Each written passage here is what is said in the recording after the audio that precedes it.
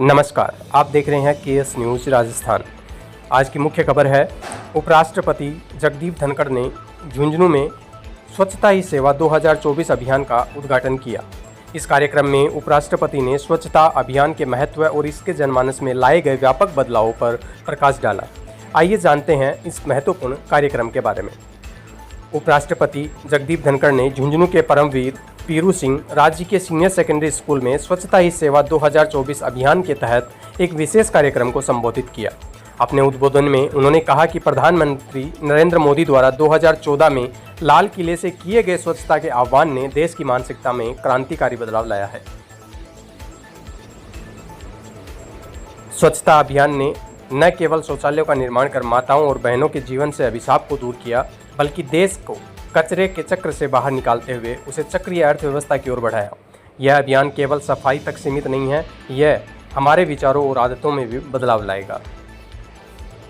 उपराष्ट्रपति ने कार्यक्रम के दौरान जोर देकर कहा कि स्वच्छता को हमारे स्वभाव, संस्कार और संस्कृति से जोड़ना जरूरी है।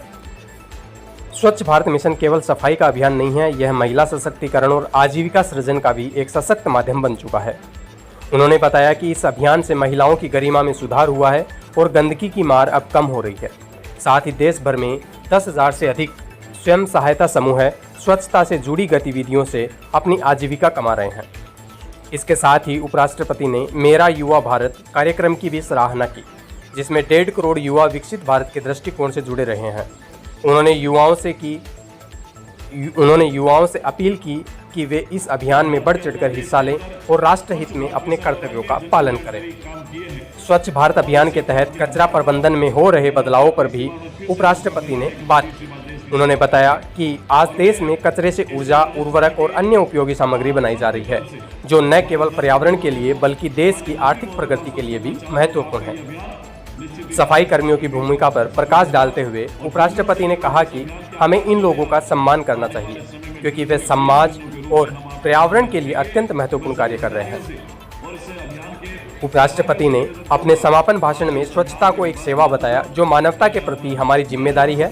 उन्होंने कहा कि यह अभियान भारत के विकास और आर्थिक उन्नति में एक महत्वपूर्ण योगदान देगा।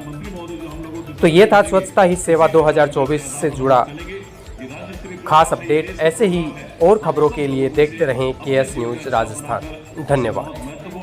सफल बनाने की हिस्सेदारी और जिम्मेदारी भी हम सब लोगों के लिए मेरा सौभाग्य है कि मैं इस महीने में तीसरी बार माननीय उपराष्ट्रपति महोदय की अगवानी करने के लिए मुझे मौका मिल रहा है। मैं अपने आप को सौभाग्यशाली समझता हूं और मैं तो प्रार्थना करता हूं आपकी लंबी उम्र हो, आपका मार्गदर्शन, आपका सदैव आशीर्वाद झुंझुनू पर तो बना रहे, लेकिन राजस्थान पर भी आपका आशीर्वाद बना रहे। जब भी उपराष्ट्रपति भवन में हम लोग जाते हैं, सीना गर्व से चौड़ा हो जाता है। राजस्थान की धरती का वो वीर सपूत जो आज राज्यसभा की सभापति कुर्सी पर विराजते हैं, आज देश का मान सम्मान गौरव बढ़ाते हैं, इससे बड़ा सौभाग्य राजस्थान का नहीं हो सकता।